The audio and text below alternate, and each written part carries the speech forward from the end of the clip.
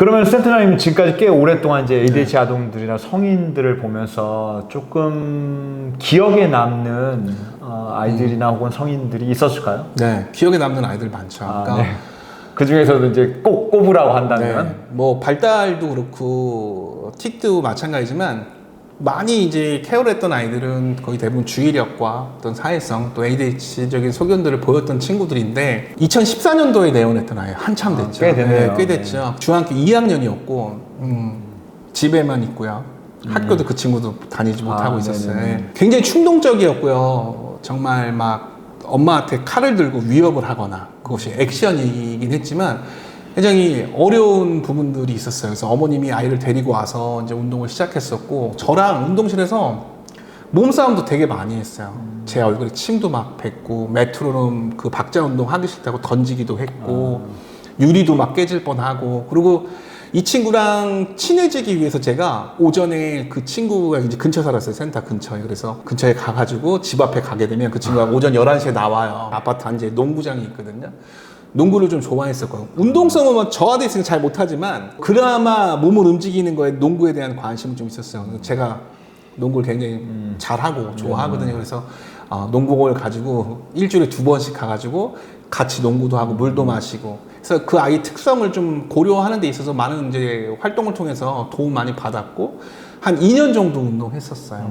화가 나면 그런 돌발 행동들이라든지 또는 본인의 기분들을 통제하는 것들도 굉장히 많이 좋아져서 다시 학교도 이제 다니게 됐고 어머님도 처음에 왔을 때 뭐 너무나 많이 힘드셨죠. 아이가 화가 나면 뭐 칼을 들고서는 하는 행동들을 자꾸 보이니까 그래서 어머님 많이 힘들었고 아직도 얼굴이 생생해요. 근데 벌써 그 친구가 20대 중반 정도가 됐겠네요. 그래서 2년 정도 운동을 하고 기분 좋게 아주 본인을 통제할 수 있는 아이로 이제 성장이 어느 정도 돼서 졸업을 했던 걸로 기억이 나고요. 중간중간 한 번씩 혼자 놀러 오기도 했었어요.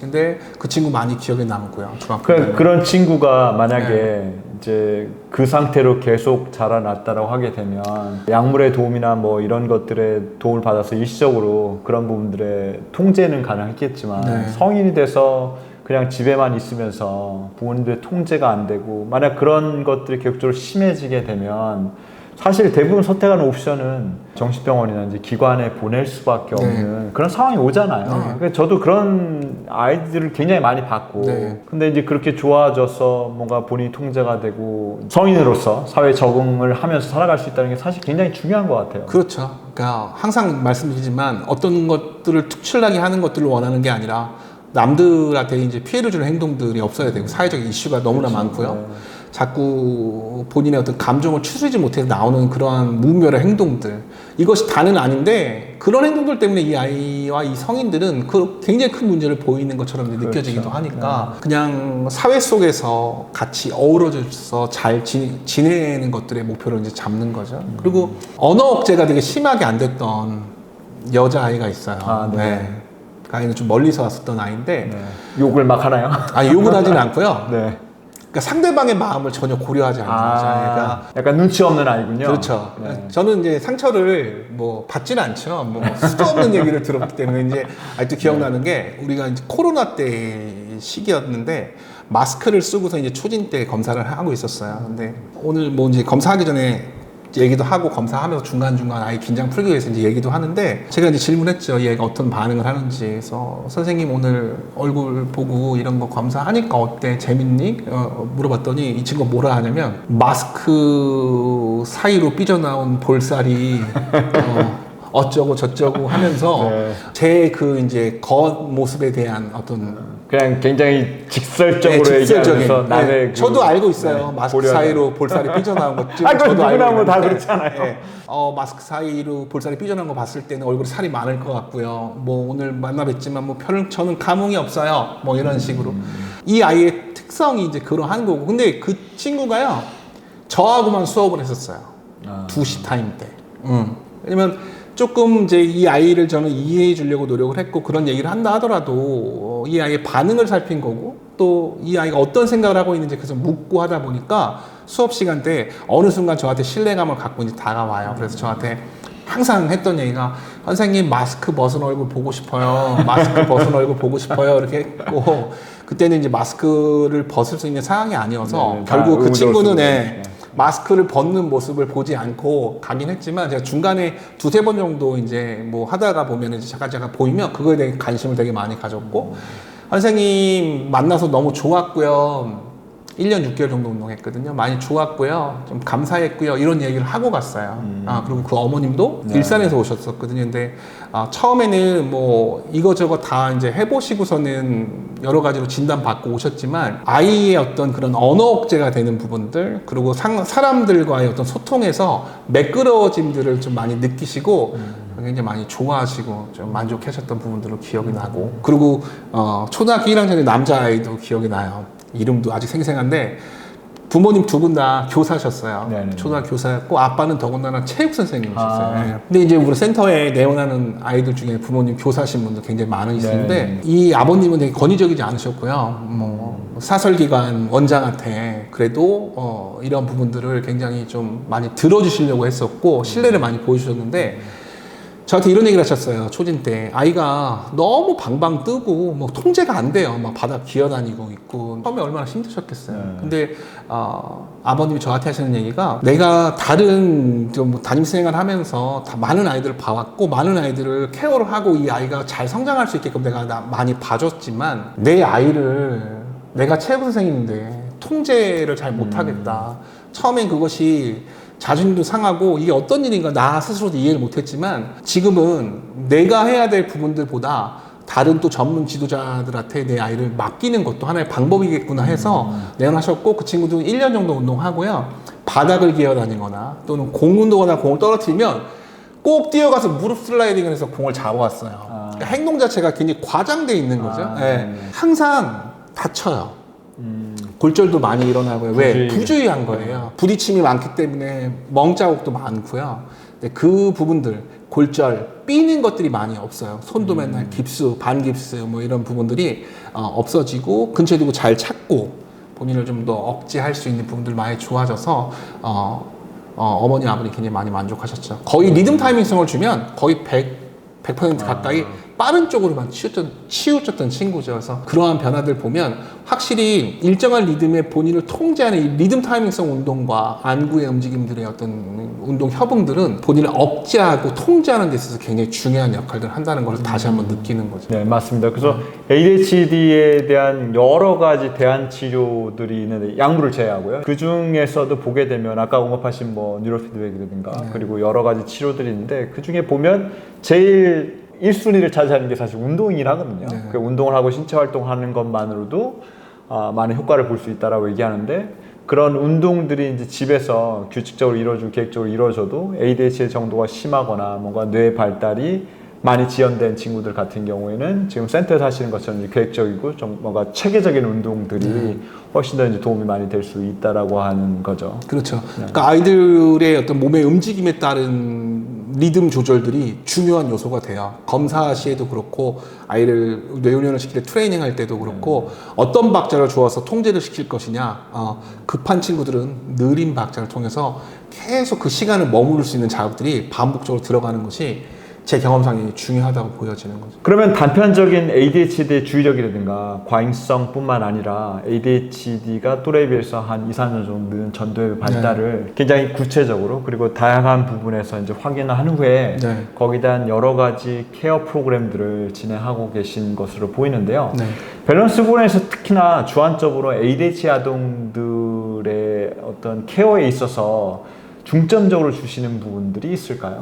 예, 일단은 억제에 관련된 전두엽의 기능들을 활성화시켜주는 부분들도 이제 굉장히 중요하게 저희가 자극을 주고 있지만 우측대뇌 기능들, 그러니까 좌우뇌 불균형 또는 우측대뇌 기능으로 저하되는 부분들의 어떤 주의 분산, 산만함, 큰 틀을 보지 못하는 이러한 우측대뇌 기능들을 좀 회복시킬 수 있는 부분들을 통해서 올바른 어떤 뇌 발달을 하는 것들이 저희가 이제 주안점으로 두고 있는 어떤 자극이 하나이기도 하죠. 예. ADHD의 우측대뇌 문제를 언급하시니까 저도 생각나는 부분들이 ADHD도 보게 되면 정도가 굉장히 다양하게 이제 스펙트럼처럼 이제 이렇게 있어서 ADHD의 어떤 과잉성과 충동성이 있는 친구들도 있지만 뭐 영재 수준으로 공부라든가 인지 수준이 굉장히 높으면서 네. 사실은 그런 것들이 잘하는 것만큼 뭔가 사회적으로 아이들과 소통을 한다거나 사회성적인 부분들이나 혹은 또 이런 인지 능력이 굉장히 뛰어난 거에 비해서 좀 다른 아이들을 막 교묘하게 괴롭히고 뭔가 그런 것들을 특징적으로 가지고 있는 아이들도 있다라고 생각하거든요. 그래서 이게 극단으로 치우쳐서 인지라든가 학습에 대한 부분들은 뛰어나긴 하지만 뭔가 집중력에 대한 부분들이 훨씬 더 충족되게 되면 자신의 능력들을 아주 더 많이 효율적으로 발휘할 수 있음에도 불구하고 그렇지 못한 아이들도 있다고 생각하거든요. 광범위한 ADHD의 스펙트럼으로 봤을 때 운의 기능 저하에 대한 것들을 중점적으로 보고 케어하신다고 하는 것이 네. ADHD의 특성상 많이 네. 부합할 것이라고 생각이 되네요. 그렇죠. 그러니까 결국 좋은 건 좋은데 그렇지 못한 것들이 무너지는 거는 불균형적인 요소죠. 어떤 걸 잘하는 것보다는 비슷한 수준으로 잘 유지가 되는 것이 이제 먼저가 돼야 되는데 그러한 이제 불균형들이 있게 되면 전두엽 발달은 점차적으로 이제 어려움 겪을 수도 있는 거. 그래서 우측대뇌에 관련된 자극들을 계속 줘서요 본인의 어떤 상황 판단, 상대방의 어떤 비언어적 소통들이 좀 더 매끄러지게 되면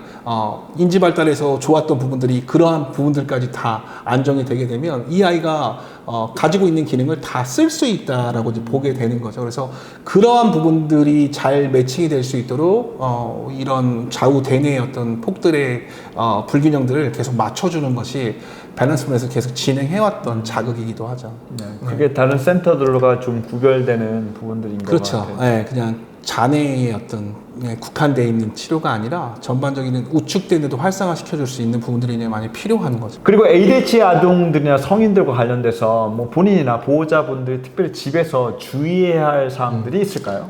많죠. 많지만 가장 중요한 거는 당 섭취 제한이 제일 중요하다고 저는 생각을 하거든요. 그래서 항상 말씀드리지만 뇌발달은 장애염증의 어떤 문제가 반드시 같이 동반이 되기 때문에 장애염증을 유발할 수 있는 뭐 밀가루의 글루텐이나 유제품의 카제인 단백질이라든지 또는 당류에 대한 섭취는 굉장히 제한적이어야 된다는 거죠. 요즘에도 마찬가지로 어린이집이라든지 뭐 유치원 같은 곳에서 어떤 보상을 통해서 아이의 뭐 캐릭터 비타민을 주거나 당을 섭취할 수 있는 여건들이 많아요.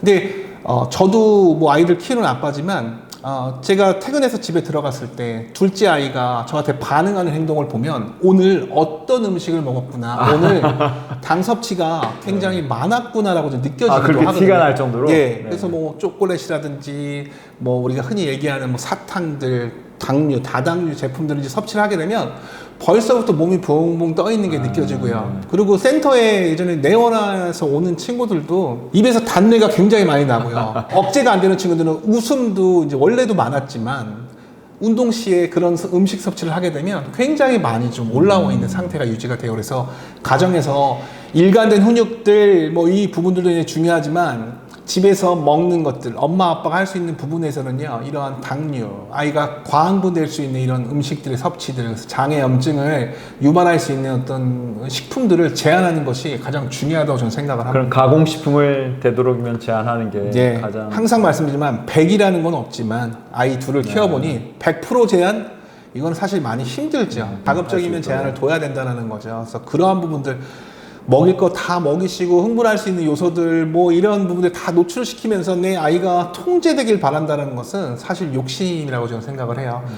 정해진 운동들도 굉장히 중요하지만 먹는 것들 특히나 아이의 어떤 교감신경 흥분할 수 있는 당류 섭취는 반드시 지금 제한이 돼야 된다고 저는 생각을 합니다. 그럼 마지막으로요. 이 영상을 보고 계시는 뭐 본인이나 혹은 보호자분들이 ADHD 관련돼서 뭔가 문제를 가지고 계실 때 뭐 많은 사람들을 보셨으니까 특별히 그런 경험들을 통해서 당부하고 싶으신 말씀 있으실까요? 일단 ADHD 진단을 ATA 프로그램으로 이제 하셨다 하더라도 시청각 주의력만 국한돼서 보는 것이 아니라 오늘 설명드렸던 여러 가지 이제 측면들을 다 고려해 보셔야 되는 부분들이 반드시 이제 필요하다고 생각을 하고요. 이 아이가 계속 그렇게 성장해 왔기 때문에 내가 말해도 이 아이는 행동 수정이 안 될 거야라고 하고 그냥 내려놓고 계신 부모님들이 많이 계세요, 사실. 센터에서도 마찬가지고 다른 공공장소도 마찬가지고 이 아이가 잘못된 행동을 하고 있을 때는 반드시 직접적인 훈육들이 좀 들어가 줘야 되는데 부모님들이 그것을 그냥 무시하고 또는 해도 안 될 것이라고 생각해서 아이를 케어하지 않는 부분들을 많이 이제 보이시기도 하거든요. 그래서 저는 이 아이는 변할 수 있는 힘이 반드시 있으니까 잘못된 것들은요 계속해서 좀 훈육을 통해서 일관되게 계속 말을 좀 해줘야 된다고 생각을 해요. 그냥 막연하게 지금 우리 아이 이러니까 뭐 이건 어쩔 수 없는 거야 이렇게 생각 안 하셨으면 좋겠고 좀 더 관심을 갖고 아이를 잘 케어해 주셨으면 좋겠어요. 그리고 우리 ADHD 아동이든 그렇지 않든 간에 청결과 아이의 어떤 복장에 대한 정갈함들도 굉장히 중요한 부분이라고 저는 생각하거든요. 사회성 관련돼서. 그래서 아이가 뭐 ADHD 아동이든 그렇지 않든 간에 청결이라든지 정갈한 복장은 사회성 관련돼서 굉장히 중요한 요소가 되기 때문에 조금 더 아이의 어떤 청결이라든지 또 복장 이런 부분들에 있어서 관심을 좀 가져주셨으면 좋겠고 아이를 믿고 혼을 내는 것이 아니라 이 아이의 기능적인 측면이 이러하니 좀 어려운 부분이 있겠구나 라고 좀 생각을 해주실 때 잘못된 부분들은 반드시 좀 지적해 주시면서 여러 기관 또는 이런 치료들을 통해서 아이의 어떤 기능들을 빨리 회복해 나가기를 저는 말씀드리고 싶어요. 네, 맞습니다. 그 조건 없는 사랑이라고 하지만 네. 사랑이 단순히 뭔가 무조건 무한적으로 줘야 되는 것이 아니라 그렇죠. 그리고 네. 어떻게 보면 방임의 수준으로 그 사랑을 사실은 왜곡해서 생각하시는 분들도 있는데 네. 그 사랑이라고 하는 것이 정말 그 아이를 사랑한다 하면 내 마음이 네. 정말 아플지라도 그 아이가 바람직하게 자라날 수 있도록 좋은 교훈을 주고 네. 그리고 엄격하게 이제 훈육을 하면서 뭔가 청결이라든가 그리고 복장에도 사회적으로 뭔가 지탄을 받거나 혹은 뭔가 그게 문제되지 않도록 그 아이의 어떤 기준을 마련해 주는 것이 중요하다는 말씀입니다. 그렇죠. 예, 조심해야 돼요. 더 많은 것들이 행동 자체가 통제가 안 되고 억제가 안 된 상태에서 우리가 흔히 눈으로 보여지는 청결이라든지 정갈한 모습들까지도 무너져 있다라고 하면 타인들은 더 많은 문제의 시각으로 이제 바라볼 수밖에 없기 때문에 어머님들께서 저번에도 제가 말씀드렸지만 그것을 아이를 그냥 감싸는 것은 아이를 벼랑 끝으로 모는 행동과 마찬가지다. 잘못된 부분들은 잡아줘야 되는 게 부모의 역할이고요.